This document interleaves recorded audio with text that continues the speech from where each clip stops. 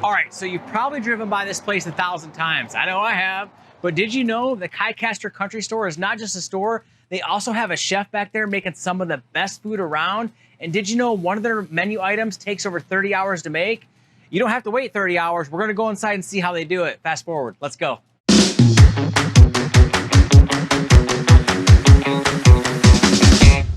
So we're here with Emily, one of the owners of the Kicaster Country Store.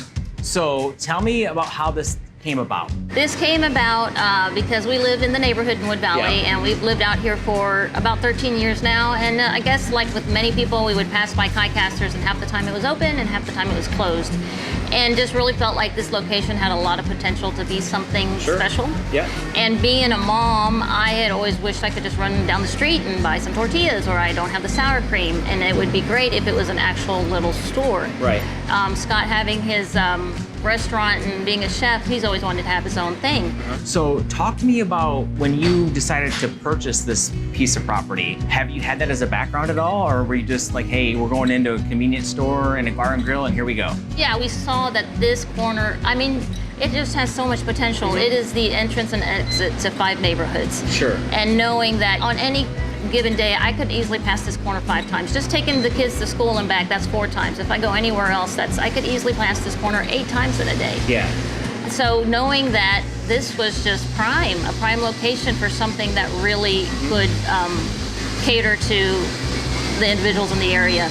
So have you had this experience in your past at all, running a convenience store? No, I have had no experience. Scott has worked in food all his life. Sure, yeah. And has done retail for Central Market and H-E-B, so he has a good background. Me, no, I had no idea what we were getting into.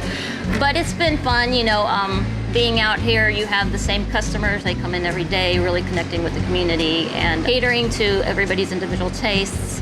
So we'll talk to Scott here in a little bit about the food, because I know that's kind of his thing. When you see people that have come in from time to time and they talk about how, they didn't know this place even existed, you know, with the country store, kind of talk to me about that. So we're a convenience store, but we call ourselves, you know, Kicaster Country Store. We're like a general store. We sell chicken feed, we sell wine, we sell CBD products, we sell a lot of our honey. These bees live right here. These are your Kicaster bees that live right down the street.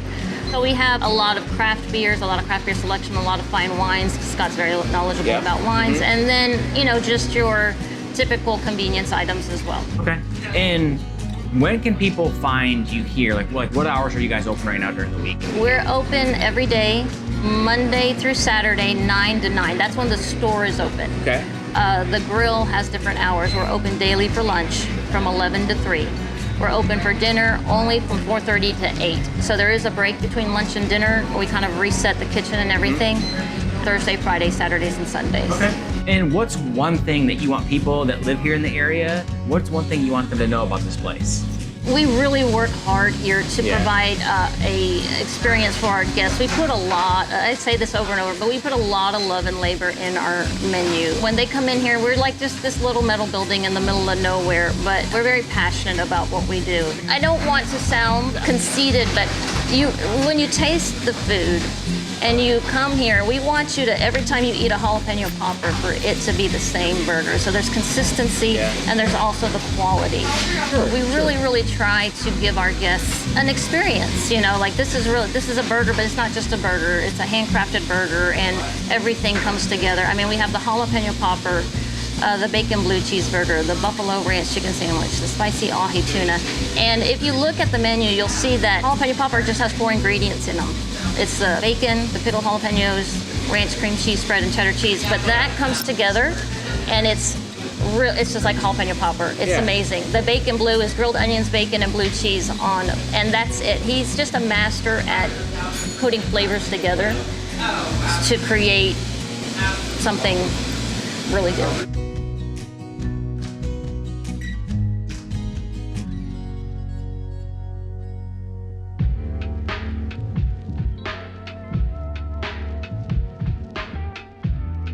All right, so we're here with Scott. So you are the co-owner, chef extraordinaire here at Kicaster. So tell me about your past. How did you kind of get into all this? My past, I've always been in food. Since I was a little kid, I've always wanted to be in the food business, focused my my education on the food business, both with a hotel restaurant management degree and then a culinary degree. Worked in every segment of the restaurant industry, fine dining, casual dining, fast food, family dining, you name it. Spent a lot of time in grocery. So a lot of my experiences rolled up into the skill set that you need to operate a business like this. Talk to me about the menu here. So that all came from you, the food part. We'll get to the beer and the wine here in a second, but the food part. So where did you come up with these ideas for all the different kind of unique burgers and even the tuna sandwich that you have now? A lot of it are just interesting flavors that I happen to enjoy personally. So like we have a jalapeno popper burger that's our #1 selling specialty burger, and it's great flavor combination. So the approach to that and the approach with a lot of the things I do is, who doesn't love a good jalapeno popper? Sure. Yeah. So how do I take that flavor and make it in a burger? And not with just taking some jalapeno poppers and putting it on top of the burger. Breaking down the flavors and through a series of trying and failing, coming up with the perfect combination. So every burger that I design kind of goes through that process, from an idea to a bunch of different times eating it for my lunch until I hit the flavor combination that's right. That's awesome. So the popper's a great example of that. Can I have your job? Sure. I'll give you the hard part if I can keep the easy part. Yeah, okay. No, we'll talk about that. So everything here is homemade though? Everything here is homemade. Well, there's a couple things that we don't have the capability to do in-house. Sure, but the bulk of it, like your burgers and all that stuff. Burgers, handmade, patties, ground from local Black Angus beef that we get 2 miles down the road. Yeah. So it's extremely fresh. We control every bit of that supply chain. I pick the cows out.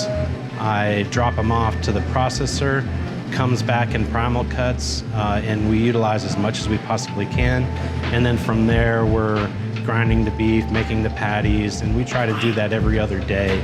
So it's extremely fresh, unlike big commercial beef processors or the companies that fast food have to use for huge volume and huge consistency.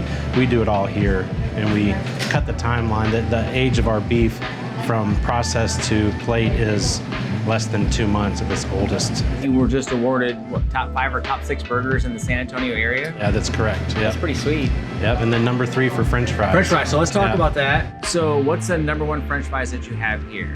Our #1 seller is gonna be the garlic Parmesan fry. Well, with exception to the typical salted fry, that's always your #1. Sure. Just like our classic burger, lettuce, tomato, dill pickles, onions, that's always our #1. But when it comes to the cool and groovy stuff, the garlic Parmesan fries are #1. And then probably a close second is gonna be the Poutine, which is, it's a great product if you've never had it. It's a French-Canadian dish. Yep. That one wasn't much of a brainstorming thing. It's about a total animal utilization. So for that particular dish, we harvest all the bones from the animals we collect. We roast them until they're mahogany dark, and then we simmer them in water for about 13 hours to make a beef stock. We add fortified veggies, caramelized fortified veggies, a couple other ingredients, and simmer it for another 3 hours. So each cow or bull that I buy yields me about 15 gallons of beef stock. Wow. Using all the bones. And then from that 15 gallons of beef stock, we reduce it by 4/5. So out of that comes about 5 gallons of beef glaze. That process extracts every single bit of gelatin from the animal. So it's a beef jello by the time it's a beef glaze. And from there, we turn it into brown gravy and pour it over our hand-cut fries along with white Wisconsin cheese curds to kind of top it off. So Poutine's a standard of identity. Sure. And we meet that standard of identity, and it allows us to utilize our as much of the material as we can. And on the Poutine, that's not like a 1 or 2 hour process, right? So you're here overnight watching that. That's correct. Yeah, about from the bone to the finished gravy, it's about a 36-hour process. The part that takes me the longest is staying the night and making the beef stock, simmering for 13 hours. So of course we're open for business quite a bit. So you have to do it on a night where we don't do dinner, and then it goes on the stove as soon as we shut down the kitchen for lunch, and it's rolling and comes off the next day right before they come in the kitchen to set up for lunch. So that it requires a lot of babysitting. Labor of So, love. yeah, about every cow or every 3 weeks, I'll be somewhere in the building here, staying the night, making that beef glaze. When you walk in, you see all the craft beers that you have, and then you got taps here. We got great, beers here. So where do you get the ideas for these and the wines also? But talk to me about your relationships that you have, for these items. Yeah, I'll start at the beginning. Most culinary training these days involves a lot of beer and a lot of wine training, because as food is different in every region, every country, every nationality has their specialty dish. Same thing with wine and beer. Everybody has their beer that's from their region, or their wine that's from their region. So it's been something that's been a part of my career for the whole time I've been a professional food service guy. So a lot of our set is defined by what I think will work well with our food, both wine and beer. And for the craft beer selection, we make craft burgers, everything's hand done. So the appropriate thing to serve with it is a good local craft beer. Yeah. We also have quite an educated palate out in this area, especially for beer. People think Lavernia is a small town, but a lot of our folks come from vast backgrounds, a lot of military folks who've traveled a lot. So I have a lot of good customers that we bounce ideas off and on each other to make sure that we come up with a good beer set that meets the customer's needs. So I can think of 3 gentlemen particularly that we're constantly sharing back and forth on beer ideas. When they find a good IPA that they like, I get a text with a picture of the bottle. That's nice. And then the next thing is a big hunt on courting all of my different beer suppliers, trying to find where that comes from. And then ultimately, if it's something that my market will accept, we'll put it on the shelf. Okay. So because and you see the menus that you guys have here. There's either a wine pairing or a good, a beer pairing for that item. Exactly. Yeah, that's great. What's one thing you want people to know that haven't been here before about the food and the drinks here? It's all about quality. There's a lot of different burger joints around this area. There's a lot of places to get a beer. Yep. But I'm going to tell you that we're the highest quality available in this area. A lot of San Antonio doesn't have the quality that we offer. So it's fresh.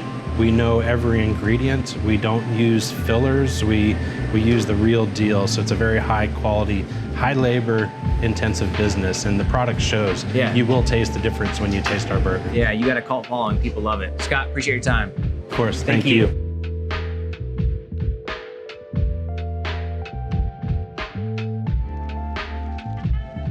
Man, Kicaster Country Store. If you haven't been here, you're missing out. I'm about ready to dig into this. If you guys like what you see, be sure to like and subscribe to our channel. It really helps us out.